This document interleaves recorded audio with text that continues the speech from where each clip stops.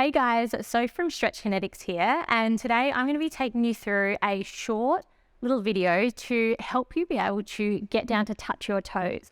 So again, it's one of those things that it deals a lot with tightness in the back chain of the body. So we're working a lot of the muscles in that back chain of the body to try and release them to help us be able to find that spinal flexion, find those nice long hamstrings, to be able to find that forward fold down and touch your toes. So what I'm going to get you to do is I've got another video on foot rolling out with your massage therapy balls. I'm not going to do it now because you can always flick back and look at that video, but definitely go back and give that one a go to start with. It does make a massive difference in terms of your feelings of tightness as you roll down. So a good thing to do before we start as well is just to have a little test. So just in say 5 or 7 minutes that this video is going to go for, you can make a big difference in how it feels when you touch your toes one time to then kind of do a little test afterwards and see how it feels the next time. So just coming up to stand here, stepping your feet out hip width apart. This is going to be our little trial run. Make sure the knees are unlocked and you're just going to kind of let your chin drop down towards your chest. Let your belly draw in towards your spine, and then we're going to slowly start to let ourselves peel down.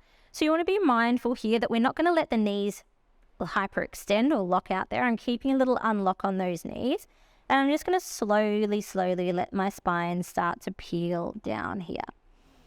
Now, if you're particularly tight, or you might be doing this first thing in the morning, you might feel a really strong tightness all the way up towards the back of your head, where all of that fascia and connective tissue is kind of pulling. It might be really tight along that back line of that myofascial chain. So that's a little test run. Just see how low you go with that one. It can be really helpful when you're doing these if you do want to check and use a little measuring item. So one that I was going to suggest with these ones is something like your yoga block, so that as you're peeling down here, if you can kind of get down to touch your yoga block, or maybe you're starting it up a little bit higher and you can get down to the top one, and then just kind of seeing how you go as you progress and you start to get a little bit more length through the back chain, repeating this sequence a few times to see if you can get a little bit lower. So rolling the feet out, doing your test run first, and then we're going to come down and we're going to start nice and easy. So hands underneath the shoulders, knees underneath those hips, and we're going to start with a little cat-cow here. So we're finding a drop of the belly, a lengthen through the spine, and then let out a nice long exhale as you find that little tilt, pubic bone towards the belly button, and you're rounding through that upper body. So if you kind of watch what's happening through that kind of mid upper portion of my spine, my thoracic spine that joins all the ribs at the back of the body there, you'll see it really flexing as I come up. You see it come into a nice big arch, and then you should see it roughly straighten out, or there might still be a little bit of a curve there, a natural kyphosis through that spine. We want to do that one more time, find that drop down. Now, if this feels enough for you and it's feeling pretty tight, just keep going with a couple more reps of the cat-cow. If you do want to take it a little bit further, you can start to find a little bit more movement. So you're going to drop the belly down from left to right. You're going to take a little sweep, and then it's almost like I'm pushing through my right hand, lifting up through those shoulders and drawing across to the other side, and then dropping it down through center. And then I start the other way. So I'm going to take it off to the left, push through the left hand, allow the body to round. My head's really dropping in between my arms. And then allow that belly to drop down, bring it back through. Just take one more normal cat-cow here. Find that inhale, belly drop. And exhale, belly lift. Good. So that's finding a little bit of mobility through the spine. There we're going to go for the calves and the hamstrings next. So we're going to tuck the toes, lift the hips up, and we're going to bring it into a downward dog here. So I want you to just start by finding a nice, that A-frame position. And you're going to let your heels try and draw down towards the floor. Now, I'm actively pushing through my hands, trying to get my feet nice and flat towards the floor. Everyone's going to feel different here. You'll feel this straight through your calves. And then we're just going to find a little lift of those heels up. So it's finding the push down, finding that stretch. Think about pushing back through the hand, shoulders are sent back, hips are lifted up nice and high. And then you find a lift of the heels, just let the stretch release. And we're going to take that into a little pedal out here. So we're going to bend the right knee, let the left foot drop, really press it into the floor like you're trying to flatten the foot out. And then just switch to the other side, finding that nice big press. Try and push the heel down. Just finding that pedal from one side to the other here, finding that drop and lift. That's it, just for 3. The last 2. Good. On that next one here, we're going to find our hamstring stretch and our hip flexor stretch. So I'm going to ripple the body forward, step the right foot in between the hands, and then let that back knee drop down. So we're going to start with the hip flexor stretch. Now, if you've got a couple of yoga blocks handy and this feels a little bit too much, you can always use those yoga blocks to kind of frame that foot. And this just helps to keep you a little bit more elevated here. So I'm not so pushed down through the hips. I'm able to stay a little bit lighter. So just allowing that hip to drop and the chest to lift and lengthen. So it's like you're growing tall through the spine. And then as I'm straightening out my right leg, I'm going to send my hips back and I'm going to do my best. I might have to walk my yoga blocks up a little bit higher. I'm going to try not round through the spine too much. So the heel drops down and I'm thinking of just pushing those sit bones back. So I'm not rounding and just coming into this stretch as far as I can, because what happens with that is your pelvis tilts under and then my hamstrings are really loose there. So I want to try and keep my hamstrings really tight with the sensation of pushing my sit bones out behind me, keeping that spine nice and long. And then you can just come out of that stretch, find that little walk forwards, find that hip flexor stretch here. So you're allowing those hips to drop in, find that stretch.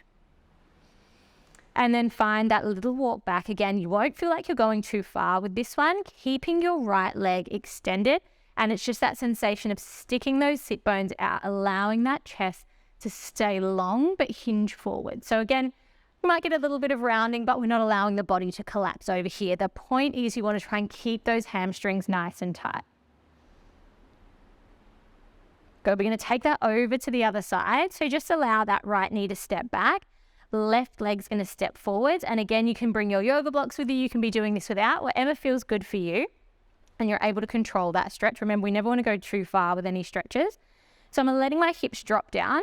Spine's nice and long. Chest is lifted, gaze is forwards. And then I'm going to find my little walk back. So I'm going to let those yoga blocks come with me like little stilts. And then extend through that left leg, hinge the chest forward and feel that stretch through the hamstring. So I'm really trying not to let my pelvis tilt under and my spine round. I'm trying to send my sit bones back, keeping my pelvis in more of a neutral position and that spine forwards. So allowing yourself to find that stretch. Go just for 3. Last 2.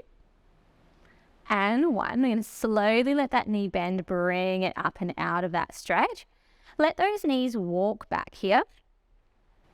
And we're going to bring ourselves up to stand for the next little bit. So yoga blocks can go off to the side. Bring it back into your downward dog. We're going to find a little pedal out. It's kind of a transition, part stretch, part movement.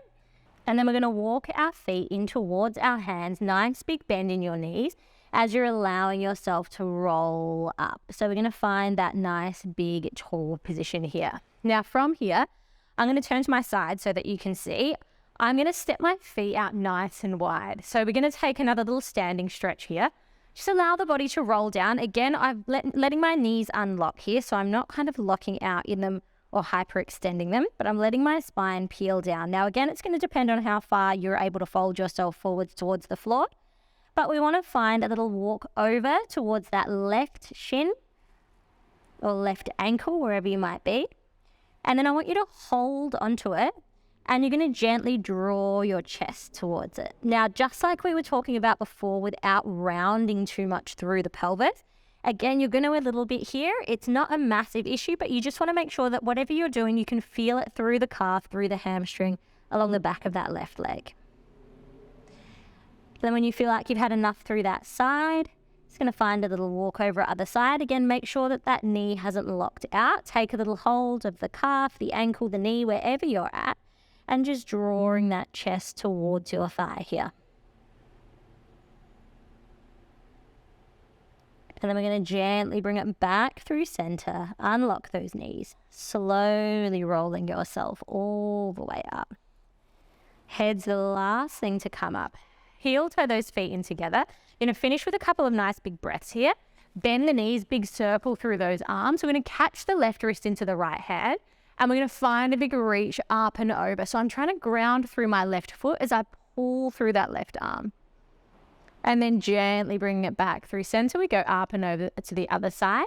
Taking that right hand, grounding through that right foot, lifting up and over. And then bring it back through center, through the middle here, palms together, nice big inhale, grow tall. Maybe a little bend back here, opening up through the front. And then big exhale, let those arms circle around and down. So now is that time you might give that little extra roll down a try. So you might see if there's any difference feeling from the start of this video to the end of it. If there's not, no biggie. It does take time to find that length in the muscles and that extra flexibility. So you want to do this one a couple of times a week if you do have the time for it. And eventually being able to bring it all the way down and touch those toes. Well, thanks guys. I'll see you in the next one.